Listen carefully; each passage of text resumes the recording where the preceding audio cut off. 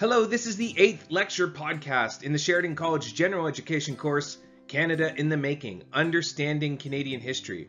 In this lecture, we're going to be taking a look at the country of Canada in the early part of the 20th century.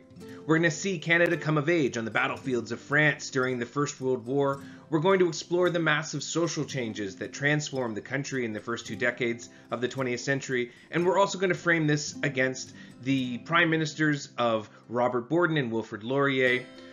All of that to come on this week's lecture podcast in Canadian history.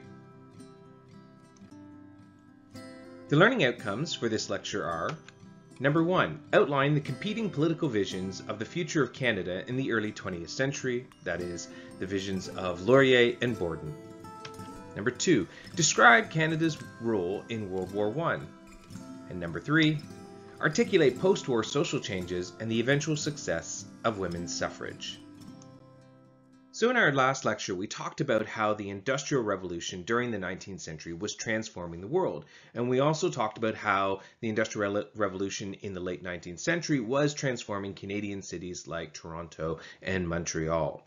In these cities, more and more people were flooding in to work in factories. However, life for those people who fulfilled these factory jobs was often very, very rough.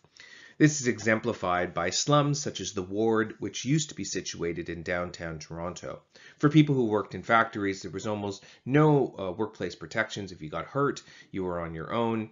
However, we do start to see labor begin to organize in the early 20th century, which would in time greatly improve working conditions across the country.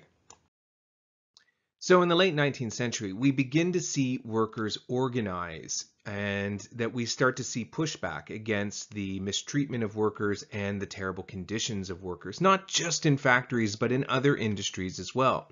Really, we start to see the rise of unions and strikes. Now, in the beginning, both of those things are illegal under Canadian law, and it was really quite common for companies to organize basically violent goons or private police forces to break up strikes and to literally beat up or violently intimidate workers. Strikes in the 19th and early 20th century were dangerous events. They were very much a challenge for the social order to deal with at the time. The image that you see here is a famous strike in Canadian history. It's the 1914 railway strike in St. John, New Brunswick. This strike was basically about the public transit company in the city, which was really disliked to begin with because the company had mostly only created service routes that went through the wealthier areas of the city and avoided poor neighborhoods where they didn't think that they would get as much money. But the workers themselves also were very much mistreated. They were expected to work 7 days a week, 10 hours a day, and the company was incredibly resistant to change. The workers had organized themselves into a union, and then the company promptly put their new president out on the street and basically fired him. And this just brought tensions to a height. And so the workers went on strike, and the strike lasted 3 days. What you see here is the image that was taken on the morning of Friday, July 24th. And it's a crowd milling about seeing 2 streetcars that had been turned over. The night before, the company had tried to use scab workers, so people who weren't part of the union, to run the trolleys to break up the strike. And then on top of that, they hired private police from the United States, and they had military men there as well too. And a crowd of mixture of strikers and just angry people about the railway company had gathered in Market Square on St. John's, New Brunswick. And the trolleys were coming into the square, and they were being protected by these military men called dragoons.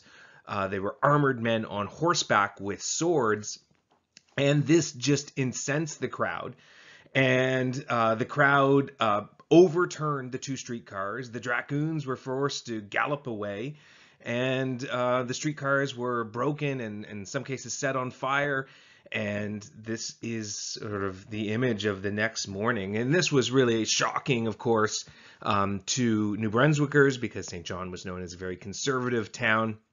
Nevertheless, it was one of many examples of the progress that was made for labor often came along with violence. The authorities and business owners were very reluctant to change.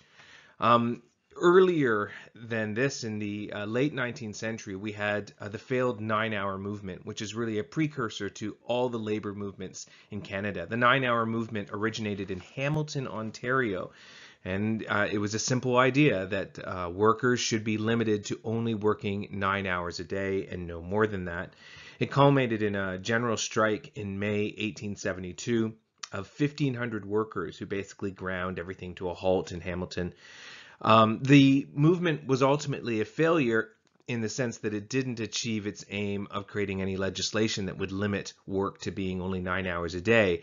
But it did start the process of labor reform. Because these changes were popular, John A. Macdonald's conservative government passed the Trade Unions Act in June of 1872, so just a couple months afterwards. And this made it officially legal to associate in trade unions. Now, that doesn't mean that, things got better overnight, as this image from, many decades later, in 1914, shows. Companies didn't necessarily recognize unions, even if they were technically legal. We'll see these strikes and labor movement increase in our next lecture, as well as we move towards the biggest strike in Canadian history, which is the Winnipeg General Strike. But we'll learn about that in our next lecture.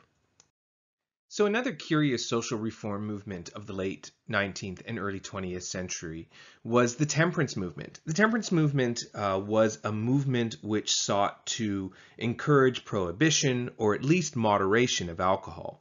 The temperance movement thought of alcohol as the source of many of society's problems.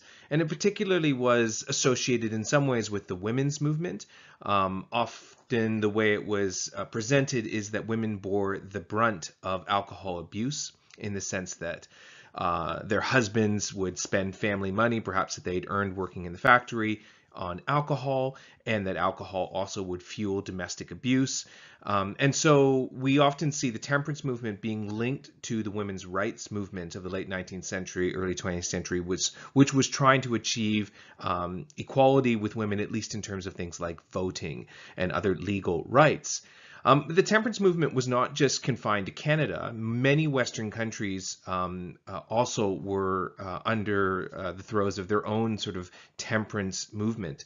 The movement got popular enough that by the late 19th century, Canada passed the Canada Temperance Act.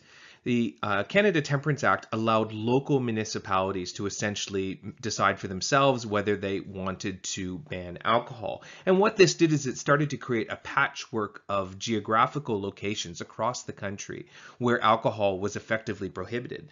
The biggest area was Prince Edward Island, which would prohibit the sale of alcohol from 1901 onward.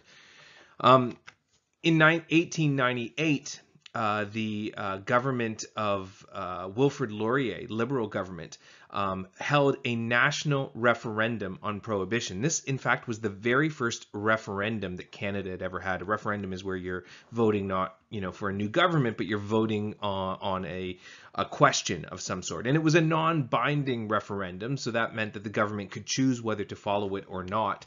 In the end, the yes side was narrowly victorious at 51% to 48.74% for the no side. So more people across the country wanted to prohibit alcohol than to allow it.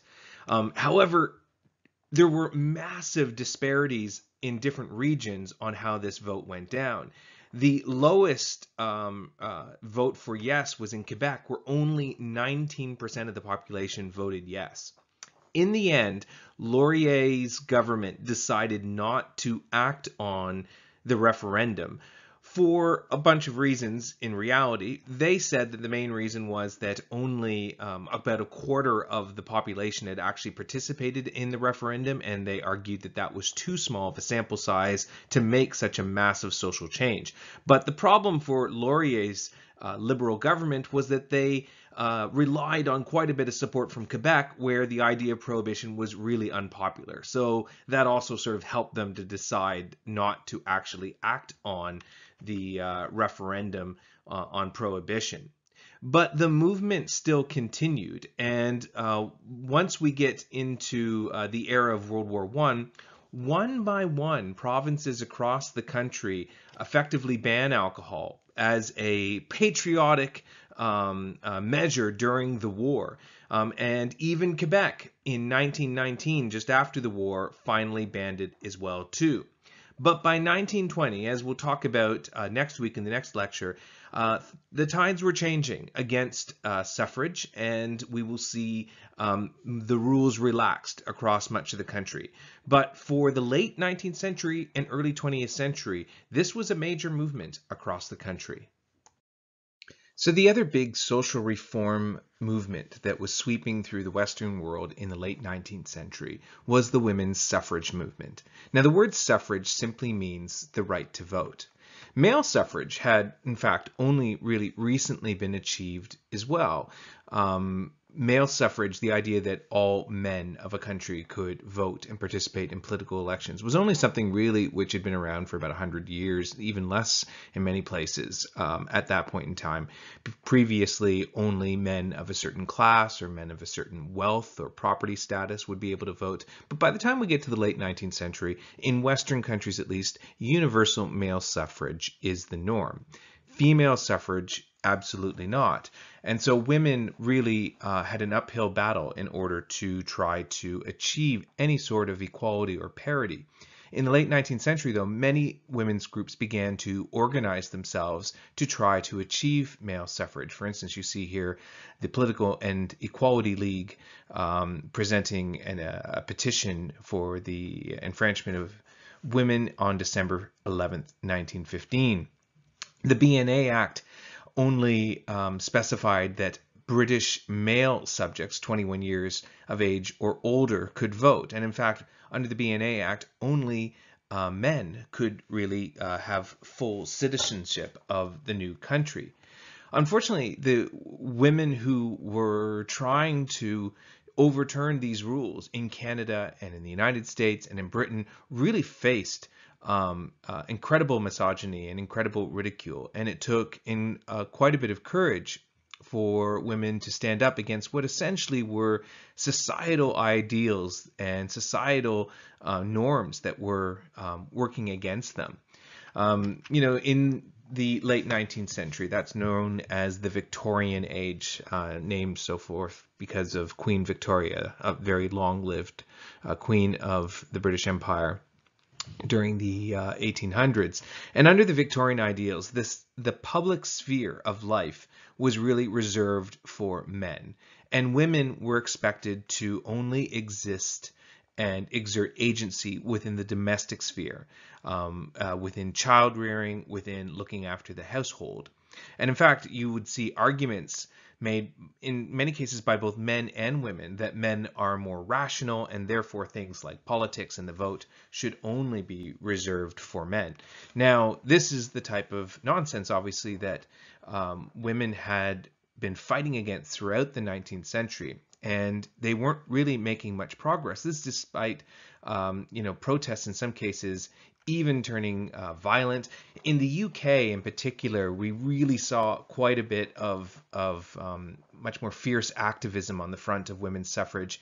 Here you see Emmeline Pankhurst, who is one of the most famous female suffragettes of them all, and here she is being arrested by police outside Buckingham Palace. She was trying to deliver a petition to the king when she was arrested, and she actually later on in life actually spent some time in Canada and lived in Toronto for a period of time, but then she found the winters in Canada too cold. In any respect, women's suffrage did not really change. The rules did not change much until we get to World War I, and it would be World War I that would ultimately start to shift the needle in respect to women's rights. And why that is, well, we'll talk about that a little bit later in this lecture. So the first 20 years of the 20th century is really defined by the competing political visions of these two men here. On the right is Wilfrid Laurier. He was the leader of the Liberal Party and became Prime Minister in 1896. He was Prime Minister for 15 years, which is still, to this date, the longest unbroken tenure of a Canadian Prime Minister in history. On the left is Robert Borden, leader of the Conservative Party, who became Prime Minister and led Canada through the trials and tribulations of the First World War. Under these two men, many of the defining characteristics of what Canada would be over the next 100 years really came to fruition. So we're going to talk about each of them in turn and the legacy that they left for the country. So Wilfrid Laurier became Prime Minister in 1896, and in doing so, he ended a series of largely ineffectual prime ministers from the Conservative Party that had followed John A. Macdonald after his death. And if you recall, the last time the Liberal Party had been in power under Alexander Mackenzie, who was the first Liberal Prime Minister, Wilfrid Laurier is the second, he had the bad timing to come to power almost exactly when a major economic depression hit Canada. And the Liberals had been known for wanting to pursue free trade as an economic policy, and that was something that Alexander Mackenzie had been involved with. And certainly the Conservatives had made a lot of hay out of this when the Depression hit, that it was all the Liberals' fault. So Wilfrid Laurier, when he campaigned, he specifically said that there would be no more pilgrimages to Washington, meaning that we aren't going to be spending all of our time trying to negotiate a free trade agreement. And that probably played into partially his victory as well. During Wilfrid Laurier's tenureship as Prime Minister, he would be confronted with a number of crises, the most important of which in his early prime ministership would have been the Boer War, which began in 1899. And I'm going to discuss that in a little bit more detail in a moment. And Wilfrid Laurier would also be the prime minister that would oversee the creation of two new provinces of Alberta and Saskatchewan in 1905. The Boer War, sometimes referred to as Canada's Forgotten War, would be the very first conflict that Canada would be called upon to send soldiers to fight in since Canada had become a nation in 1867. And for Wilfrid Laurier as Prime Minister, it would be an incredibly difficult crisis for him to navigate for a variety of reasons. So first, a little bit of background. What was the Boer War? The Boer War was really an imperialistic war. It was fought between the British Empire and the Afrikaner colonies, two Afrikaner colonies, which were, the Afrikaners were Dutch colonists in South Africa, really over the British Empire's influence in South Africa. The war was triggered in part over the discovery of gold and diamond deposits, significant gold and diamond deposits within the Dutch republics.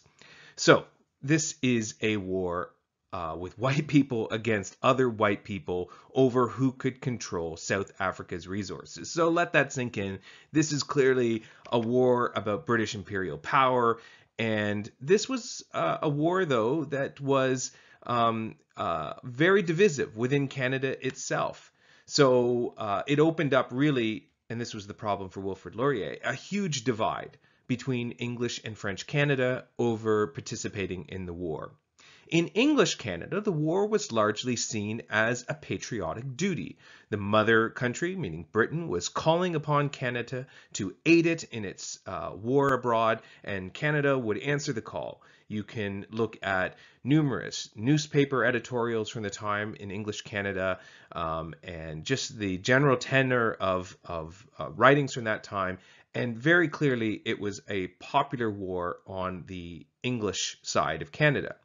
In the French part of Canada, it couldn't be more different. In the French part of Canada, it was seen as a war which had nothing to do with Canada, a war being fought far, far away, on a continent far, far away, that Canada had no direct interest in the outcome of this war, that Canada should not be sending soldiers to fight and die for the British Empire. That just seems ridiculous. And French Canada was staunchly against the war.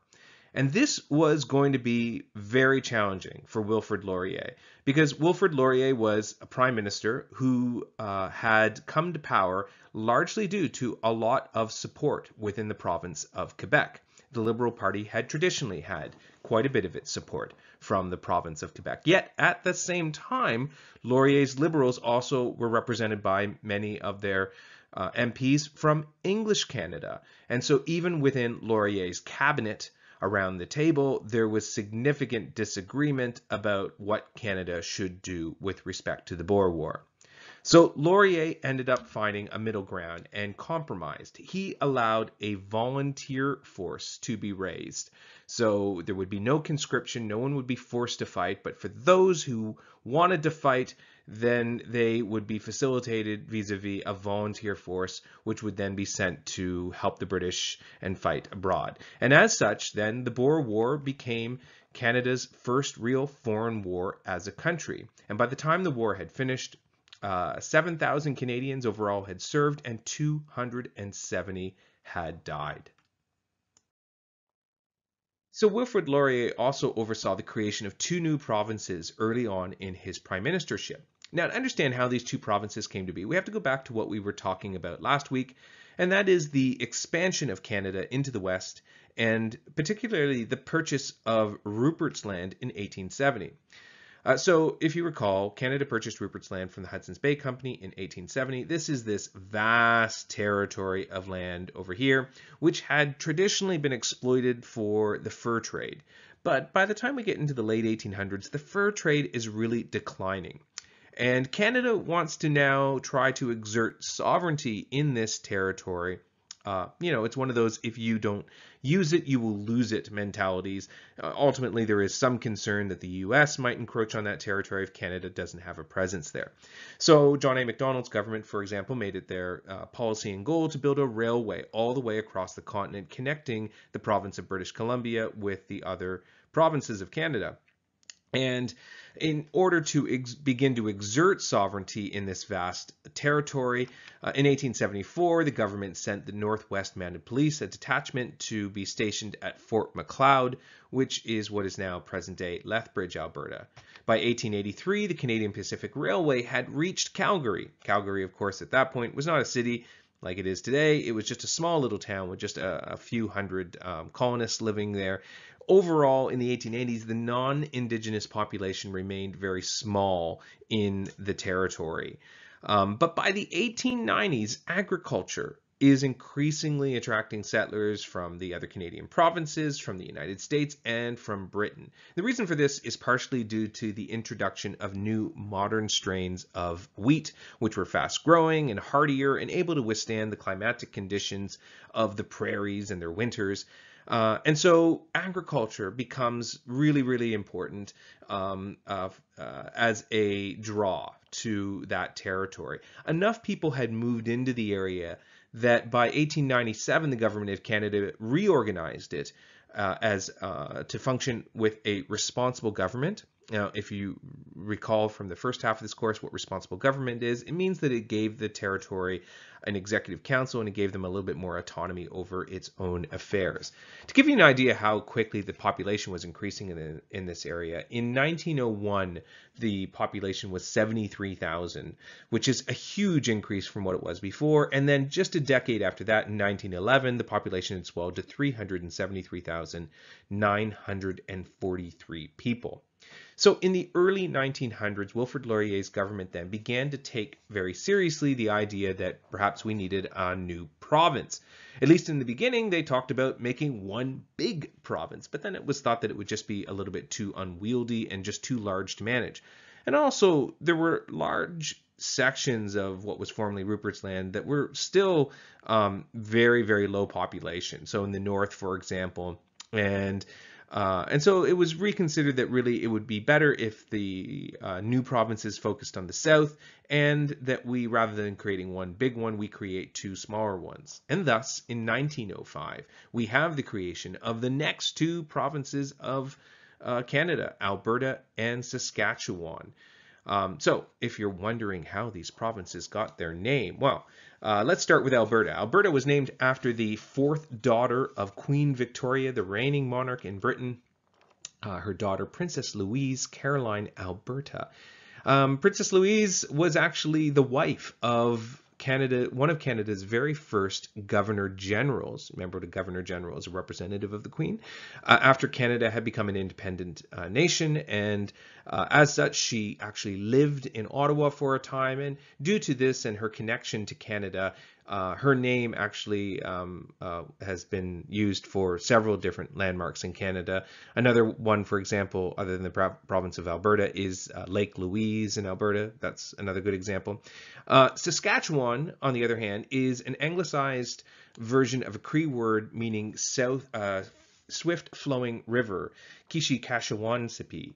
And I've probably just really butchered the pronunciation of that, so my apologies, but it is originally from a Cree word. So thus, in 1905, we have two new provinces of Canada.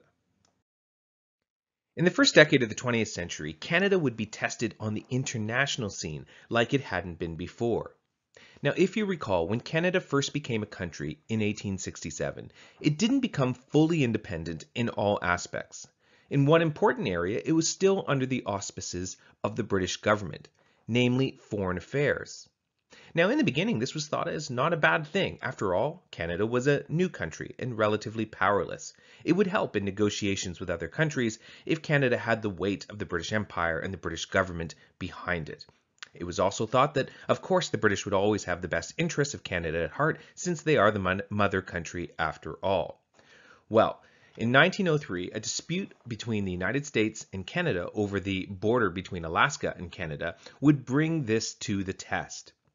So Alaska, just a little bit of background, used to be Russian territory, but it was purchased by the United States the same year that Canada became a country in 1867 for $7.2 million, which is obviously, from our point of view in the future, a steal. But at the time, many in the United States actually thought it was a waste of money, that the land was worthless and cold and frigid and not much good for anything. Well, in 1896, gold was discovered on the Klondike River and the Klondike Gold Rush began. People began to flood into the area, and for the first time, it actually became important to know exactly where the border lied between Canada and Alaska. So an international tribunal was created, and on that tribunal there would be 3 U.S. representatives, 2 Canadian, and 1 British representative, and this was to sort out the whole border issue. As you can see from the map here, the red line represents what Canada wanted the border to be, and the blue line represents what the United States wanted the border to be. To everyone's surprise, however, the British did not vote alongside the Canadians. At the time, the British were more concerned about preserving their relationship with the growing power of the United States than being overly concerned about hurt Canadian feelings. So Lord Alverston, the Chief Justice of England, who was the British representative on the International Tribunal, actually voted with the Americans. Well, this obviously was seen as a betrayal in much of Canada, and a wave of anti-British sentiment swept across the country. But really, it began the process by which Canada realized that it needed to have more control over its international affairs. Wilfrid Laurier, for example, argued that the lack of treaty-making power made it difficult to maintain rights internationally. So in 1909, the first Canadian Department of External Affairs was created. This is the building where they had their initial offices. It was, not much to speak of, rather small. It was above a barber shop. But this was the first real step at Canada being able to control more of its own international affairs. By the 1930s, Canada would have diplomatic posts in London, Paris, Tokyo, Geneva, and Washington. Now, the other area that Canada differed from other nations is that it didn't actually have its own navy. And again, in the beginning, this was seen as a good thing, as a navy would, first of all, be expensive, and the British Navy was the best in the world. The Royal British Navy then provided the defense capability for Canada and patrolled its coast. This became, though, more important in the 20th century as more and more disputes arose with the Americans over fishing rights and where one could fish and where one couldn't fish. There had been arguments about Canada creating its own navy before, but it really was shot down by two different sides of the equation. On the French-Canadian side, there was concern that if we had a navy, well, then we'd be all the more likely to be pulled into British conflicts abroad, like the Boer War, and we would be forced to fight in these conflicts with our navy that we created. And so they didn't want a navy. And on the other side, on sort of the pro-British Empire side, in English Canada, there was also the argument that, well, if we create our own navy, then the British are not going to have their navy here anymore, and they're going to leave, and we're not going to be able to defend ourselves very well with our rinky-dink navy compared to the Royal British Navy. Well, in the years directly preceding World War I, an arms race for navies really began between the German Empire and the British Empire. And Britain saw it as an advantage if they could convince their different independent colonies, such as Canada, Australia, and New Zealand, to create their own navies to boost the overall naval power of the British Empire. And so Britain began to put pressure on these countries to start to develop their own navies, including Canada. This led Wilfrid Laurier's government in 1910 to pass the Naval Service Bill, the first step at Canada creating its own navy, which was later renamed the Royal Canadian Navy. This, however, was again, when it was created, criticized for much the same reasons that the idea of a navy before had been criticized. Robert Borden, who was the leader of the opposition, leader of the Conservative Party, called it Laurier's tin pot navy, sort of ridiculing the idea that Canada should have a navy. Of course, when Robert Borden came to power and World War I happened, he actually kept the Navy and increased it in size, and so it was a hollow criticism, so to speak. The other thing that Wilfrid Laurier's government managed to do by 1911 was to go back with the United States and actually create a free trade agreement of sorts. It was called a reciprocity agreement. Reciprocity meaning that both sides give a little. And this is, of course, what the Liberal Party had traditionally always believed in, the idea of free trade, that it was a good thing for the Canadian economy.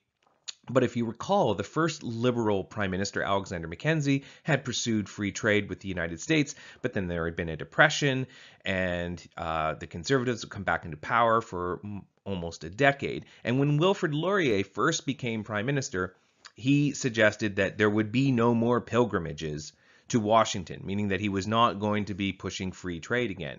Well, fast forward a decade later, and here we are once more, and Wilfrid Laurier's government signed a reciprocity agreement. Now, this was obviously quite controversial at the time. Here you see signs, anti-reciprocity agreement in downtown Toronto, people feeling that it would cause unemployment and starvation and all kinds of ideas. All of this, of course, led to Wilfrid Laurier's government becoming pretty unpopular around 1911. The combination between the creation of the Navy, which had been controversial, and the reciprocity agreement was leading to an environment which was not good to be going into a new election, which Wilfrid Laurier's government was about to do in 1911.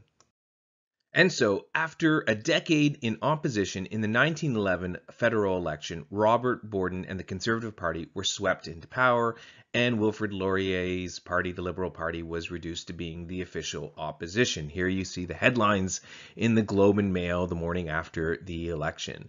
So what had brought down Laurier's government? Well, the unpopularity of the reciprocity agreement and the naval policy, ultimately all of that combined to defeat Laurier. And also there's a thing in Canadian politics that the longer one is in power, often people just want a change at a certain point, and so it would have been difficult no matter what, I'm sure, for Laurier to have won that election.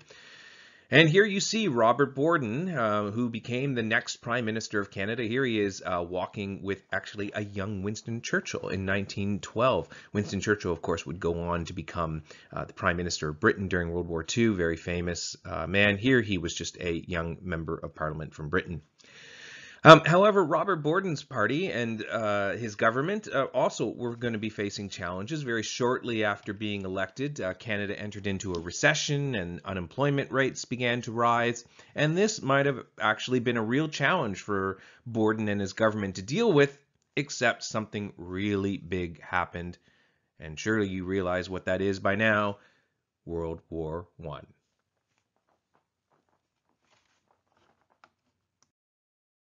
And so we turn now to World War I. But of course, it wasn't called World War I at the time. They didn't know that we would be back at it again just a generation later. Then it was the Great War. Contemporaries referred to it as the war to end all wars. And it was the likes of which the world had never seen before. This was a thoroughly modern conflict, a bloody slaughter of soldiers on the battlefield, the most deadly conflict in human history. For Canada, we would lose approximately 61,000 soldiers. It would deepen the divide between French and English Canada, but it would also mark Canada's entry onto the world stage, where Canadian soldiers would win renown for their fighting at Vimy Ridge, Passchendaele, and Ypres. This was a war the likes of which we'd never seen before. It was, without a doubt, the costliest war to date. About 10 million soldiers were killed, over 20 million soldiers were crippled. It marked the beginning of a new type of warfare, trench warfare, where soldiers would be stuck in a bloody and muddy stalemate, which would see living conditions, horrible living conditions for the soldiers throughout much of the war, where battle lines would stay fixed, and to fight meant to go over the top and face certain death crossing no man's land. It was also a thoroughly modern war. This war would see the first widespread use of the machine gun. It would also see the use of poison gas, tanks, airplanes, and even submarines. It was also the world's first truly global conflict. By the early 20th century, Western countries had essentially exerted their influence and control over the rest of the world. When all the Western countries went to war, they effectively dragged the rest of the world with them. Nearly every single country in the world was forced to take a side and was affected by this war. What you see here on the map, the green and the yellow-orange, represents the two different sides of the war. The only countries that were managed to remain officially neutral are in gray. But I say officially neutral, but in many cases, they were still being pulled in both directions. This was a global conflict. So let's just go over the two main opposing sides in this conflict. So they're generally referred to as the Allied powers and the Central powers. On one side, you had the Central powers, which were made up of these multi-ethnic, multinational, large empires, such as the Austro-Hungarian Empire and the Ottoman Empire. Germany as well considered itself an empire. It was technically the German Empire at that point in time, although it was relatively new. Germany had only became a country in the 1800s. And then there was Bulgaria as well. The First World War would actually mark the end of the long history of multi-ethnic empires for the most part. Although the Soviet Union might be considered an exception to that.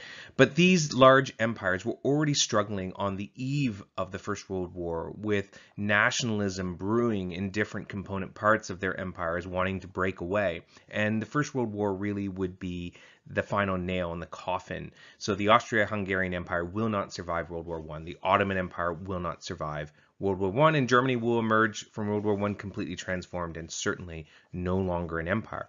On the other side of the conflict, we have Britain and the Commonwealth countries such as Canada, New Zealand, and Australia. These are all countries that were formerly part of the British Empire.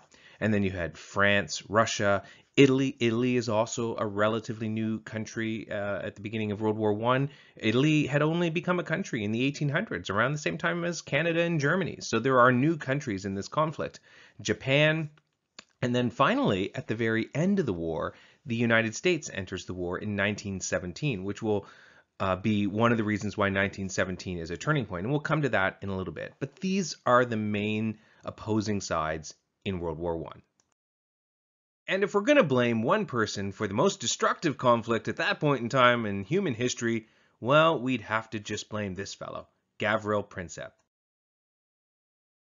Princip was a Serbian nationalist. So nationalist, meaning that he believed that Serbia should be its own country. And part of the territory that traditionally had Serbian people in it was actually still a part of the Austro-Hungarian Empire. And Gavril Princip wanted to see that come out of the Austro-Hungarian Empire. So he was a nationalist, and he was also a terrorist. He was a part of a group of true believers that wanted to see this happen no matter what. And what he did was he assassinated the heir to the Austria-Hungarian throne, the Archduke Franz Ferdinand, and his wife Sophie. He shot them dead. And this one event would trigger a series of events which would drag the entire planet into war. Now, I'm going to explain how we actually get to that point. Because obviously it's not entirely Gavril Princip's fault. He just happens to be the spark that lights the flame. But the conditions under which World War I would take place, well, those are much larger and they have a little bit more explaining. So what were those conditions that Gavril Princip lit the spark for? Well, in my view, there are four principal causes of World War I. The alliance system, nationalism, patriotism, and militarism. All of these factors contributed to the conditions under which war, by the time we get to 1914, is sort of inevitable. It's going to happen, and the spark that lit it was Gavril Princip, but one way or another, war was very likely in 1914. So let's go over each of these factors individually. So one of the major causes of World War I was the alliance system. And by 1914, European powers had organized themselves into basically two major alliances. One was the Triple Alliance, which consisted of Germany, Austria-Hungary, and Italy. And the other was the Triple Entente, which was France, Russia, and Britain. Incidentally, Italy would switch sides shortly after the war began. There were also individual countries that had formed alliances as well, so it gets pretty complicated. There's really a web of alliances all around Europe, and what this means is that the moment one country goes to war, there's often a ripple effect where many other countries get involved. So we said that Gavril Princip was a Serbian nationalist. So Serbia is this country down here. And in the Austria-Hungarian Empire, there were pockets of other nationalities within that empire. And in this area down here, it was basically filled with Serbians. And so Serbia proper, and obviously people like Gavril Princip, believed that this part of the Austro-Hungarian Empire really rightfully should be joined with Serbia.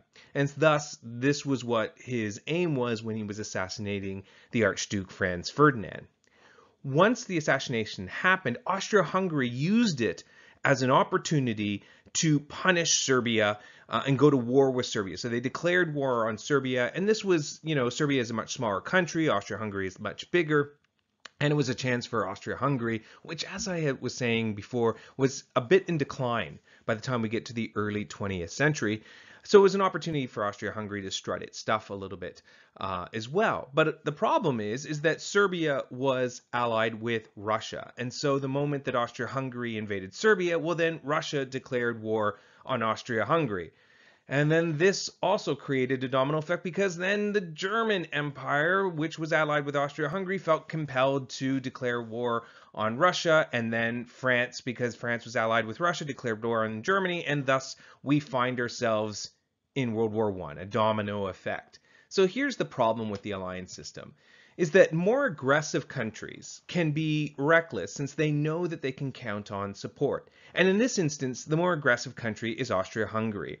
Austria-Hungary is keen to sort of stamp out nationalism within its borders, and it's keen to punish Serbia that it blames for this terrorist attack, and it blames for the national sympathies that it's dealing with in that part of the country.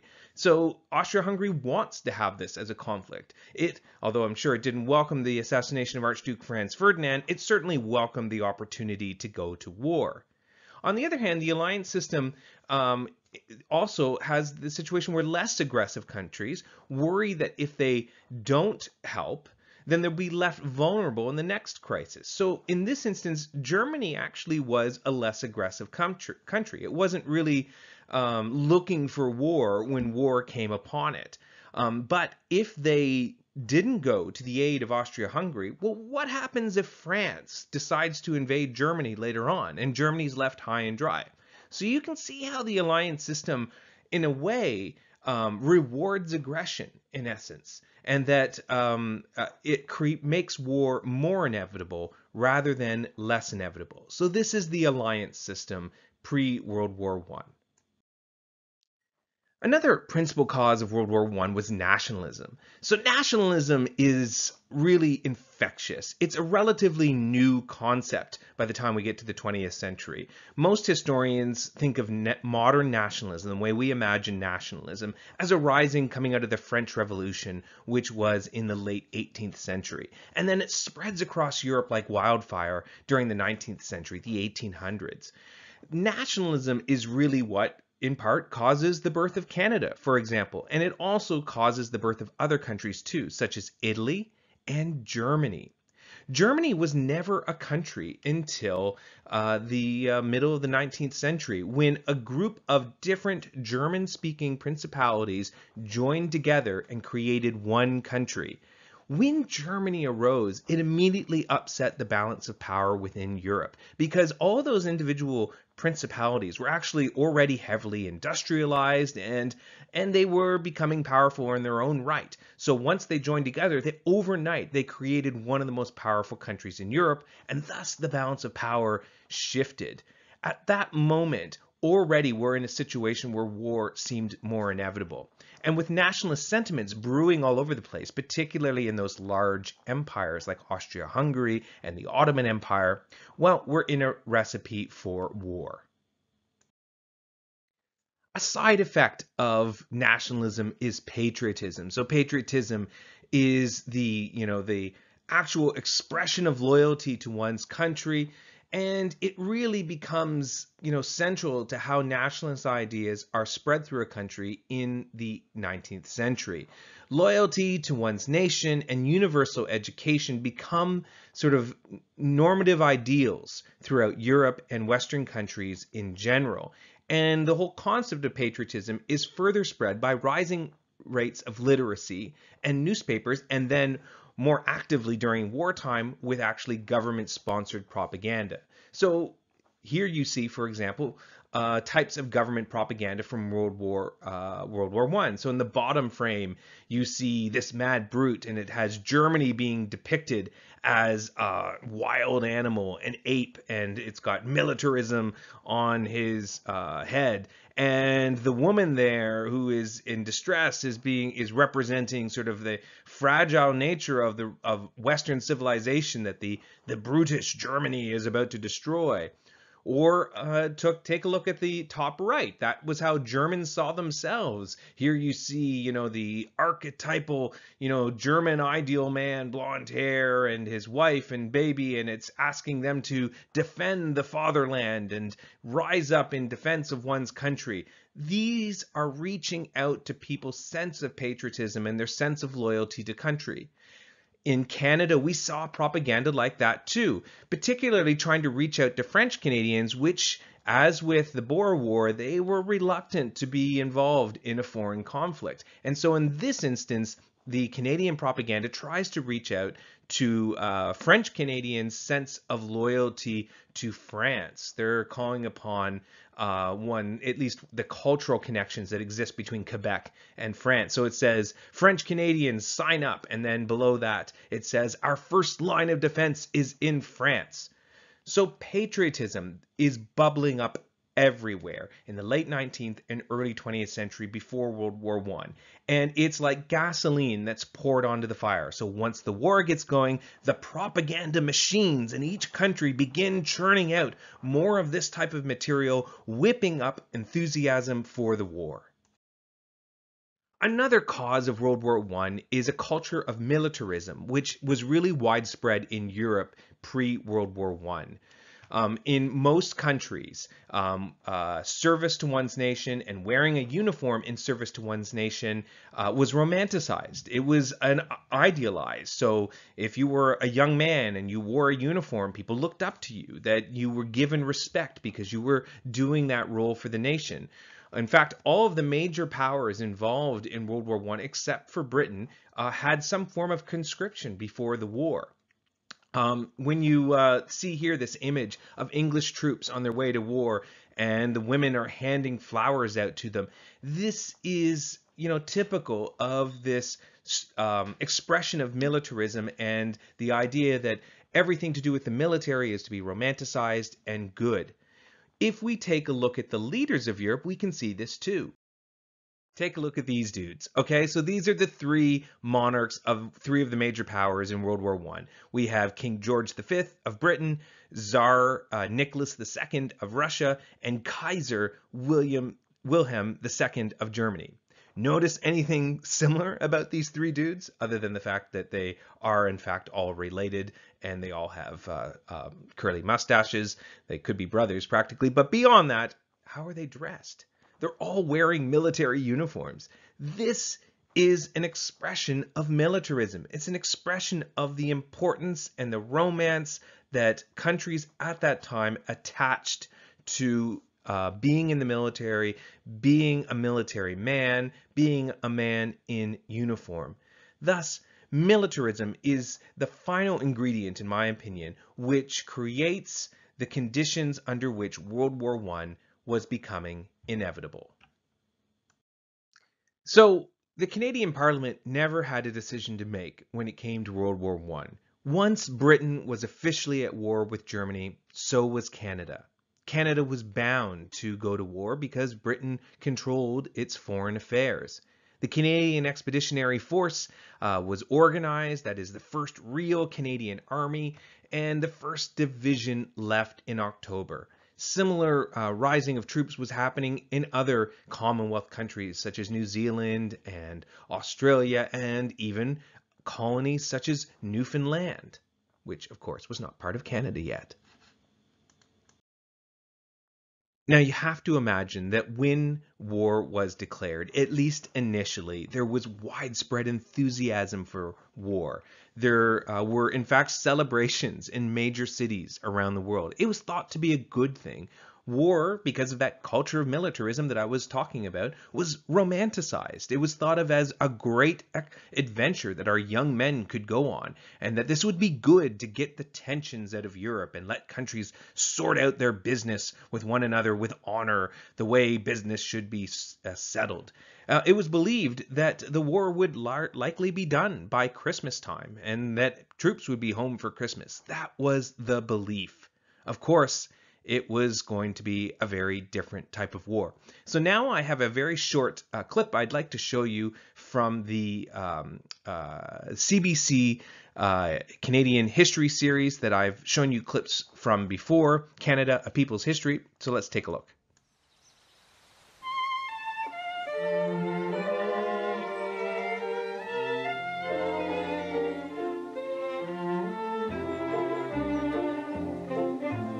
Late July 1914. Prime Minister Sir Robert Borden is on holiday in the Muskoka Lakes area of Ontario when an urgent telegram calls him back to Ottawa. War is breaking out in Europe. Germany and the Austro-Hungarian Empire against Britain, France, and Russia. Canada is also going to war. There is no choice. If Britain is at war, its dominions, including Canada, are automatically included. Prime Minister Borden rises to the occasion. We stand shoulder to shoulder with Britain in this quarrel. Not for love of battle, not for lust of conquest, not for greed of possessions, but for the cause of honor. Across the country, the response is immediate. A rush to volunteer, mostly by British-born Canadians.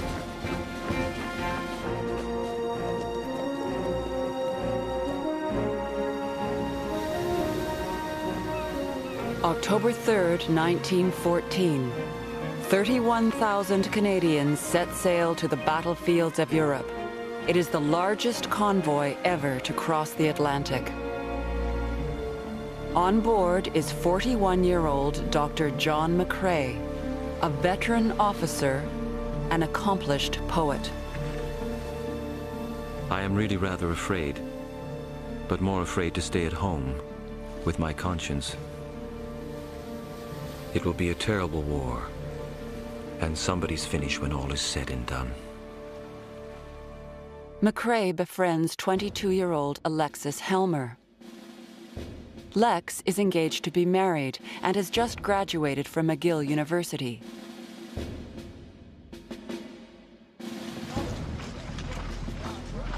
By the spring of 1915, the German army has swept through neutral Belgium. In April, the Canadian 1st Division, including McCrae and Helmer, takes up position at the front alongside French troops near Ypres, the last Belgian city not captured by the Germans.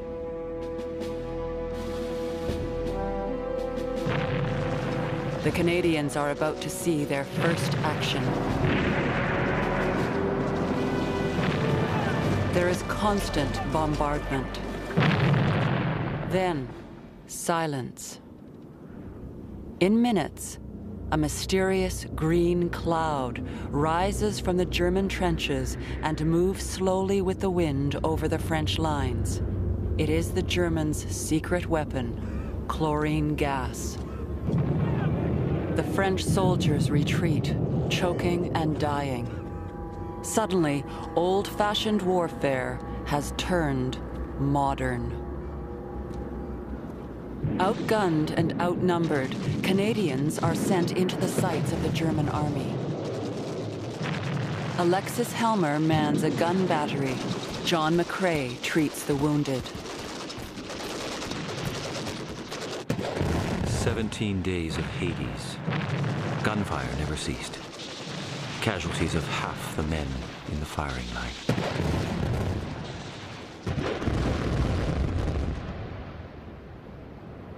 Lieutenant Helmer was killed at the guns. A very nice boy. His diary's last words were, "It has quieted a little and I shall try to get a good sleep." His girl's picture had a hole right through it and we buried it with him.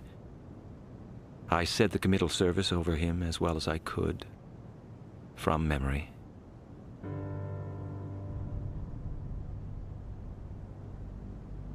The next day, John McCrae looks at Helmer's grave and writes a few lines of verse. In Flanders fields the poppies blow between the crosses, row on row, that mark our place. And in the sky the larks, still bravely singing, fly, scarce heard amid the guns below. We are the dead. Short days ago we lived, felt dawn, saw sunset glow, loved and were loved, and now we lie in Flanders fields. Take up our quarrel with the foe. To you from failing hands we throw the torch. Be yours to hold it high.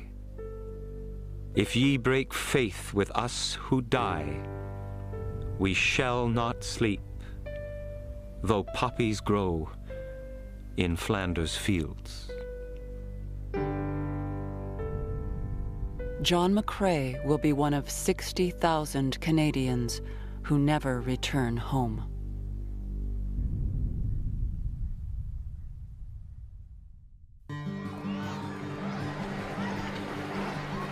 In the last 2 decades, Canada has been transformed beyond recognition.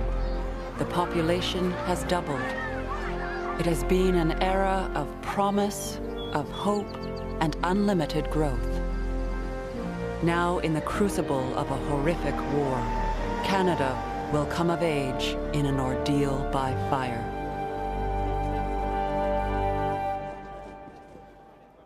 An ordeal by fire it certainly was.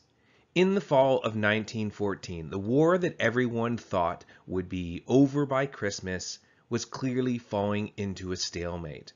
This is a map of the front line.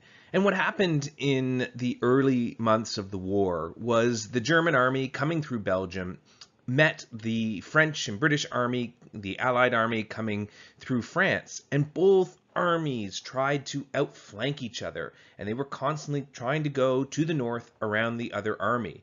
This continued all the way up until they reached the ocean at the north point there, and then there was nowhere else to go. The entire line between the two sides became a stalemate, and both sides dug in. This was the beginning of trench warfare. This was the beginning of 4 years of hell. The reality of World War I was that it was mostly a stalemate for a very long time, and we entered into a new world of trench warfare. The trenches were the most horrible places you can imagine. They were filled with mud. The soldiers had to deal with lice and trench foot. They had to deal with the ever constant stench of dead bodies. There was a very limited effectiveness of actually going over the top and actually launching an attack. Most of your soldiers would die in the no man's land trying to cross it, and so both sides basically just dug in.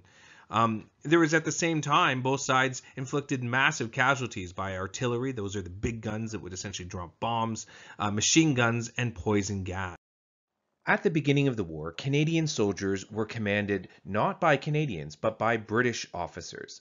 This is because the Canadian Expeditionary Force was newly created. There wasn't a military tradition in Canada which would have allowed for Canadian officers to have risen through the ranks. Moreover, the British officers who were commanding the Canadian soldiers very often were using really outdated strategies that hadn't been adapted to the reality of the modern warfare that was being practiced in World War I. This meant that casualties were extremely high and the conditions of war were utterly horrifying. Eventually, we do start to see some Canadian military officers. One of the most famous was Arthur Currie. Arthur Currie had begun the war without any professional military experience. He had the only thing he had done was he had commanded a volunteer Canadian militia back home, and he'd never commanded anything larger than a regiment. But he managed to move up the ranks during the war. He proved himself to be a good organizer and also understood that strategies needed to be adapted to the realities of this new type of warfare. He understood the need for preparation in advance of battles, and he was also concerned with the needless sacrifices that full frontal assaults would make. And so he was always very careful not to needlessly waste the lives of his men. Arthur Currie, unfortunately, also had some controversy surrounding him towards the end of the war when it came to light that he had embezzled funds from the army in order to pay some of his personal debts to avoid bankruptcy. But during the war, he proved himself to be one of the first real great Canadian military leaders. So I'm not going to take you through World War I battle by battle, explaining all the different battles that Canadian soldiers fought in, because there's just too many of them and we just don't have the time. However, one battle in particular does stand out for Canadian history at least and deserves some special mention, and that's the Battle of Vimy Ridge, which was fought in April of 1917. The battle saw the Canadians take a heavily fortified German line that it seemed at the time that no other country had been able to do. And for many historians, the Battle of Vimy Ridge is a turning point in the way the rest of the world viewed Canada. Some have described it as the moment that Canada came out from under the shadow of the British Empire and stood on its own 2 feet in front of the world. The battle itself actually required an immense amount of planning on the part of the Canadians. So officers pored over aerial photographs of the German lines, and then they recreated those German lines in miniature so that Canadians, the soldiers, could memorize all the terrain so that they would know it just as well as the Germans did when they got there. And then finally, after all of this preparation and after weeks of Canadian artillery bombarding the German lines, at 5:30 a.m. on April 19th, 15,000 Canadian soldiers went over the top and they overran the Germans all along the front line, moving forward under heavy fire. And then even as officers were shot and killed, the Canadians continued to push forward. This was, incidentally, the very first time that all 4 Canadian divisions fought together. So it meant that men from across Canada were fighting side by side. One Canadian officer described the battle as, in those few minutes, one witnessed the birth of a nation.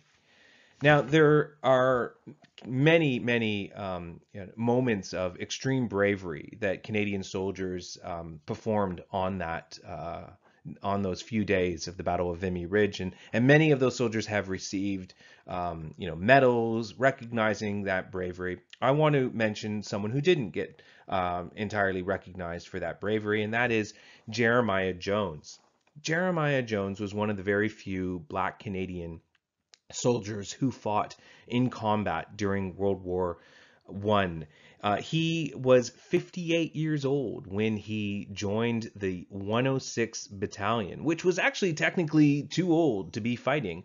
The age cutoff was 45, but many soldiers lied about their age because they felt patriotic and they wanted to do their part. So you have some soldiers that were too young and lied and said that they were 18, and the same that there were soldiers who said that they were younger than they actually were, and that would have been Jeremiah. The actual joining of the 106 Battalion by Jeremiah Jones and 15 other Black Canadian men was very controversial at the time, because the normally, Black people and white people were heavily segregated at that point in Canadian history. And in fact, the whole idea of recruiting Black soldiers was shut down after that point. And later on, there would be an all-Black regiment that was created, which I'll talk about a little bit later in this lecture. But Jeremiah was one of the few then who joined a mostly white regiment and fought alongside white soldiers. So anyway, during the Battle of Vimy Ridge, Jeremiah Jones and some of his fellow soldiers had gotten pinned down by a German machine gun nest, which was basically raining bullets down them. And they were stuck. They couldn't move forward. They couldn't move back.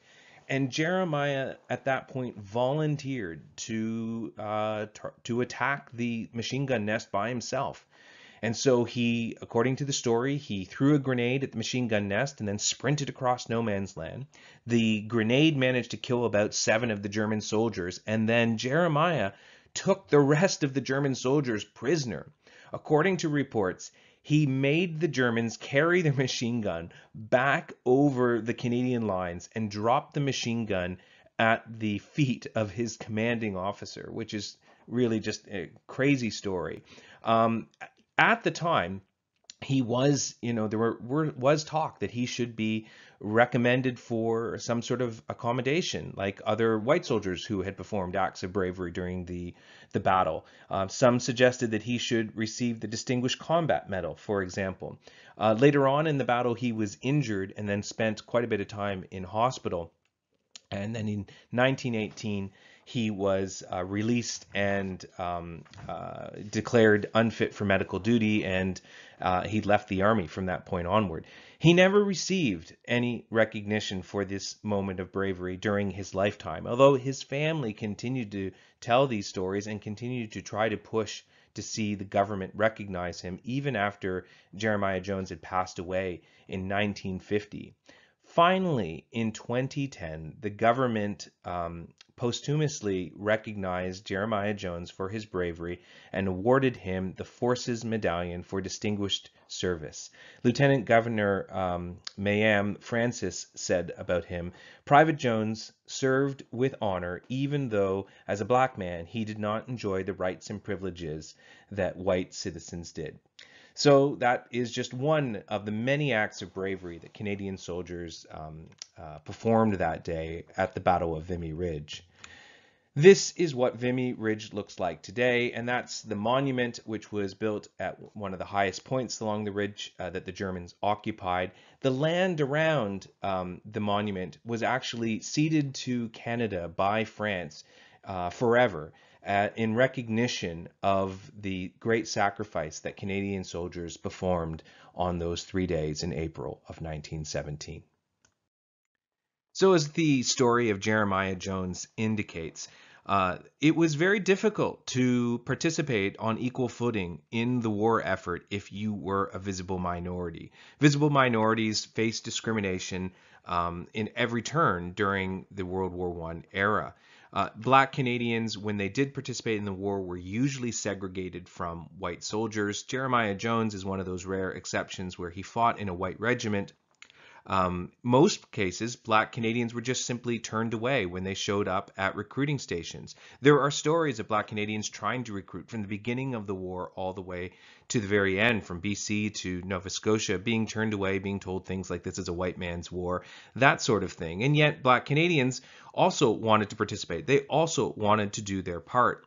Eventually, the losses of soldiers because of the war effort made the government change their view. And so the government finally decided to create an all-Black battalion. But that Black battalion then was relegated to doing mostly menial work, sometimes dangerous work too. The number 2 construction battalion was charged with digging ditches, removing dead bodies, sometimes removing mines, that sort of thing. And this was where Black men were allowed to participate in the war effort. Until 1915, Indigenous peoples were flat out rejected and weren't allowed to participate in the war at all.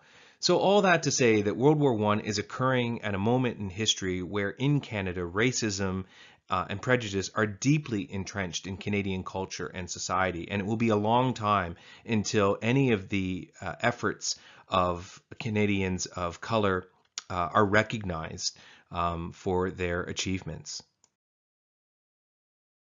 The reality of war also was that this was a different type of war. In World War I, we have the concept of total war. Total war means that civilians play an important role in the war effort. It's not just soldiers fighting. Everyone is fighting. In the war, we start to see things like the government rationing and control of the economy. So here you see a picture, save a loaf a week, help win the war. Or food, buy it with thought, cook it with care, use less wheat and meat, buy local foods, serve just enough, use what is left, don't waste it. There was this idea that we all had to come together as a nation to support the war effort. And of course, civilians would be also killed in unprecedented numbers during World War I too. So the wartime saw the government take on an unprecedented role in the Canadian economy. The government passed a very powerful law called the War Measures Act. And this is an act which the government still has the power to invoke, and it is very rarely done. It's only been done 3 times in Canadian history, the first time being in 1914. Essentially, it allows the government to have more authority. It supersedes normal civil liberties that the public would normally enjoy. It allows the government to, say, take control of factories and tell a factory that was making cars that now you have to make tanks, or now you have to make airplanes or bullets or whatever. All of this is so that the government can participate in that total war. The government can reorient the entire economy to do so. The government in 1917 also instituted a temporary personal income tax for the first time in Canadian history in 1917. Of course, we still have the income tax today, so it turned out to not be temporary, but that was the way it was pitched at the time. They also tried to raise money in other ways. This is a sign asking the public to basically loan the government money by buying victory bonds. This is a picture from College Street in Toronto. Also, labor shortages also started to emerge halfway through the war by 1916 because so many young men were going to fight in the war effort. There was nobody to work in any of these factories. And so this created an opportunity for women. Women in large numbers began to fill these positions in factories. And this would ultimately have a profound effect on the status of women in Canadian society. And the same thing was happening in the United States, and the same thing was happening in Britain. When women were working in the factories, it meant that they had their own income that they could spend as they saw fit. It also showed that women were capable of doing things outside the domestic sphere. It would be the first step in a line of women eventually achieving more rights in society and eventually being able to achieve things like suffrage, the right to vote. So this was an important step along the way. During World War I, the government of Canada also used its newfound powers to imprison essentially any Canadians that they were somewhat suspicious about. So who would that be? Any Canadians who had, a family background from Germany or from part of the Austro-Hungarian Empire, or people who had a Turkish background. Anyone who had a background that was perceived to be on the enemy side, you might find authorities showing up at your house one day and taking you away to an internment camp where you would be forced to perform manual labor for the duration of the war. These were called enemy aliens, people who were not seen as fully Canadian, or at least that their loyalty to the country was not trusted. And the government had the power to intern people because it had the War Measures Act. We also start to see communities try to avoid notice of this. For instance, Berlin, Ontario, which had a large German immigrant population, renamed itself Kitchener, Ontario in 1916, as an act of patriotism as well, and wanting to clearly distance itself from its German heritage. And after the Russian Revolution, which happened towards the end of the war, the other people who started to face notice by the government were anyone who was associated with the labor movement, or people who were seen to be on the radical side of politics also became targets for Ottawa and were thrown into internment camps too. While the war was being fought all around the world, we see on the Western Front in Europe some of the largest battles and some of the greatest defeats. The Battle of Verdun and the Battle of the Somme were French and British victories, but at a huge cost. Over 700,000 soldiers died at Verdun and some 1 million dead at the Somme. All of this essentially was still resulting in what was largely a stalemate. And by 1917, we even started to see widespread mutinies in French soldiers. The war, suffice to say, by 1917 was not going very well for anyone. By 1916, Canada was feeling pressure, like other nations, to increase the number of soldiers it sent to the front line. Yet at the same time, enlistments were lagging. Less and less people were volunteering to be part of the war effort, just as casualties were increasing. The reality of the war had begun to sink in for the Canadian public. It was hard to ignore that so many of the young men who had already gone over to fight were never coming home. The divide between French and English Canadians was particularly felt. French Canadians felt alienated in many respects in the war effort. The war began to be perceived by some to be about British interests, something that Canada really shouldn't be a part of, sending soldiers overseas to die in a British war. French Canadians who did fight in the war were often commanded by English-speaking officers and isolated within larger Anglophone regiments. All of this contributed to a divide between French and English Canada on the value of the war and the war effort. However, Robert Borden's government still needed to solve the problem of the lack of troops, and their solution ended up being incredibly controversial. That was conscription, and they passed the Military Service Act in 1917. Conscription means forced military service. It meant that all Canadian men between the ages of 20 and 45 could be called on to fight for the duration of the war. This would be a major political crisis which would essentially define what the election of 1917 was about. The 1917 federal election, which took place in December, was an election like none other before. It was probably the most divisive election at that point in time in Canadian history. The central issue was conscription and the war effort. Robert Borden and the Conservatives had brought in the Military Services Act, which had mandated conscription. It was deeply unpopular in certain parts of the country, particularly French Canada. On the other side was Wilfrid Laurier, Robert Borden's old rival and the former Prime Minister of Canada. His Liberal Party established itself as firmly against conscription, and Wilfrid Laurier promised that if the Liberals won the most number of seats in government, that they would end the Military Services Act right away. Robert Borden's Conservative Party managed to convince, however, some of the members of Wilfrid Laurier's party to join them in a temporary political party called the Union Party. And the Union Party would be for conscription, and it would be for finishing the war and Canada doing its part. This left the country in an incredibly divided state as they all went to vote. So here you see three campaign advertisements from Robert Borden's side in the election. So from the Union Party side during the election. So on the left it says, "This is not time to talk party," meaning put your party differences aside. We have to focus on the war. Vote for the Union government, meaning vote for the Union Party, which is Robert Borden's party with some of the Liberals that he was able to attract. The middle poster is mocking the idea that the one person who really wants to see Wilfrid Laurier win is the Kaiser of Germany, because if Laurier wins, there'll be no more conscription and he won't have to worry about Canadians anymore. So if you don't want that to happen, then vote for the Union government.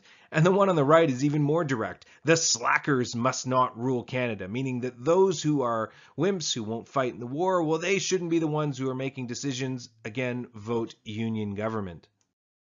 So the 1917 election, as I've said, is, it really revealed a very divided country.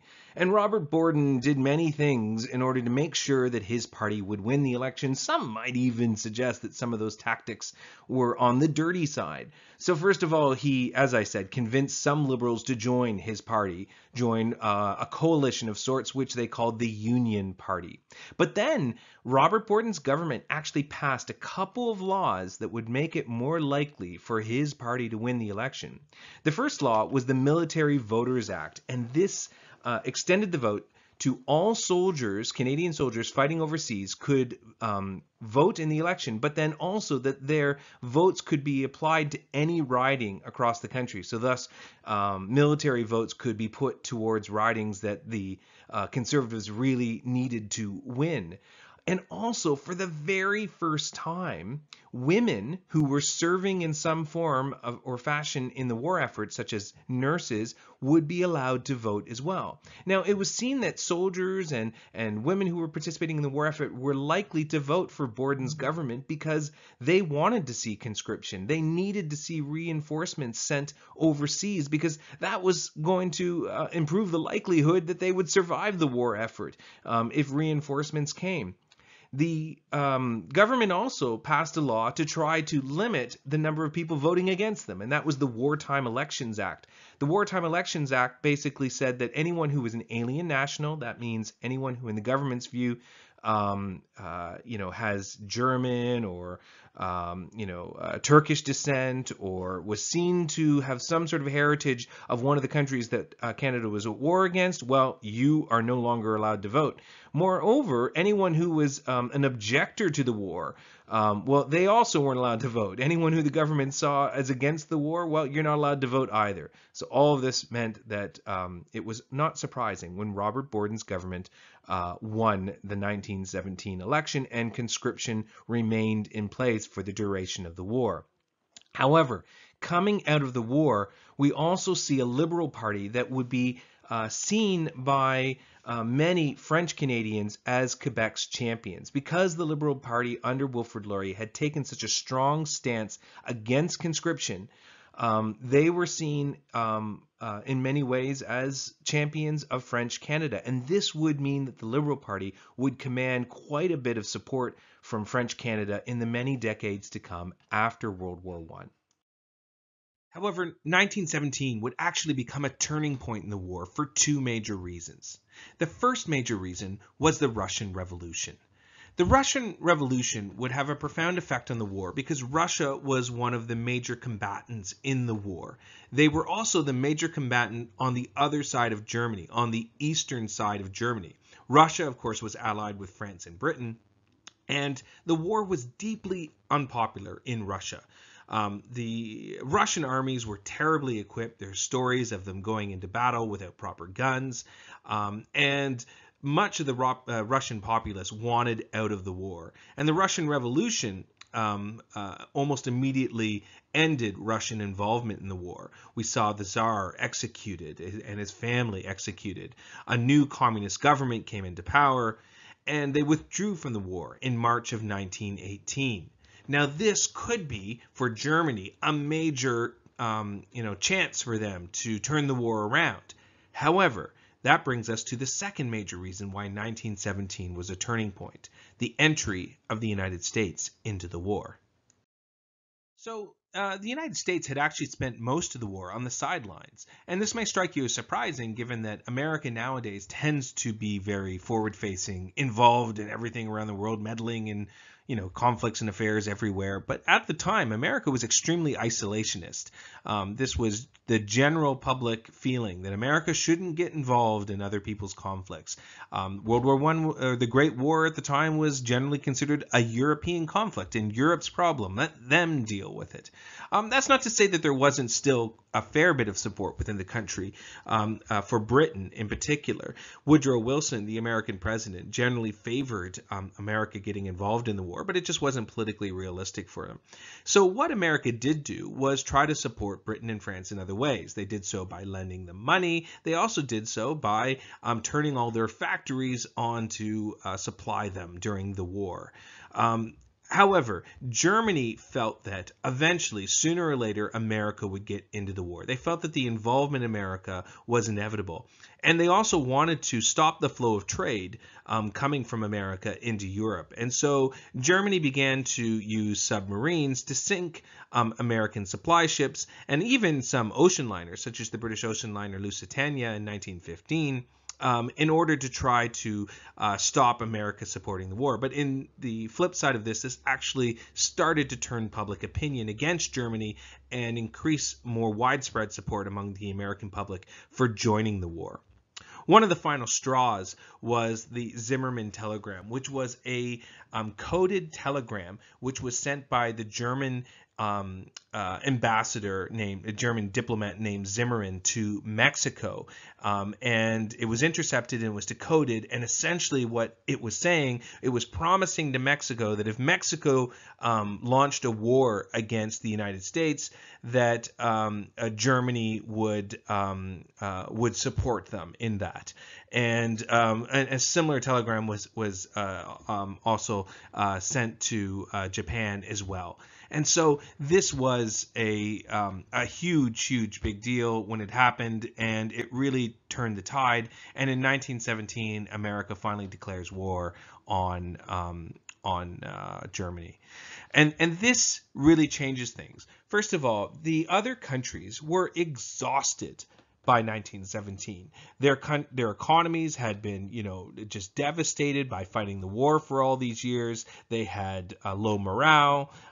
They had lost so many soldiers at this point in time. And America was fresh. They had sat the war out for the most part. Also, in the years since the Industrial Revolution, America had slowly but surely had been transformed. It had become an industrial powerhouse. And outside of Europe, it was absolutely becoming the most powerful country in the world. And when America joins the war, fresh with all of its factories and stuff, it definitely makes it a turning point. So on November 11th, 1918, all fighting stopped and World War I came to an end. America's entry into the war really did mean a turning point. Germany just did not have it left in them to fight anymore. The Ottoman Empire essentially fell apart and disintegrated, and Germany was all by themselves. And this finally would lead to all the countries sitting down and enacting peace. Unfortunately, for the way history turned out, the victors, in this case the United States, Britain, and France, were really in a mood to punish Germany for the war. So really at the end of World War I, there is only one country on the Central Power side that's left intact, and that's Germany. And the victors were basically in no mood to be nice to Germany. The Treaty of Versailles, which officially ends the war and signed in Paris in 1919, blamed Germany effectively for the war. Now, as we have already talked about, the causes of World War I are really complicated, and by no stretch of the imagination could you argue that Germany somehow was the massive aggressor in World War I at the beginning of it. Perhaps you could say that Austria-Hungary was. They were sort of keen to have a war with Serbia, but not Germany for sure, and certainly not any of the other European countries. World War I is really a war that everyone just sort of falls into, so it was a little bit disingenuous to blame Germany for it all. The problem is that France and Britain had gone into such incredible amounts of debt that they needed help to pay it back. Germany had also gone into debt, but of course Germany had lost the war. So after the Treaty of Versailles, Germany was forced to give up all kinds of territory. It was really humiliating. And they were also forced to make huge reparation payments to the victors, to Britain and France. And Germany, of course, could not really afford to do them at all. Germany was told that they weren't allowed to have an army anymore. So, there was a lot of really sort of punitive measures put against Germany. And as we'll see with the next video podcast, all of this essentially means that war, again, will be inevitable in Europe. That the Treaty of Versailles did not at all ensure peace. In fact, it did the exact opposite. So there are a number of global consequences coming out of World War I that would also affect Canada. So the age of empires really comes to an end with World War I. The Ottoman Empire and the Austro-Hungarian Empire, these large multi-ethnic, multinational empires effectively cease to exist at the end of World War I. And this really signals the triumph of nationalism. And nationalism is something then that will continue to create political divisions around the world. In Canada, for example, the French nationalistic movement will increase in the 20th century, the idea of Quebec perhaps becoming its own country. So Quebec nationalism will be a major political issue throughout the 20th century in Canada.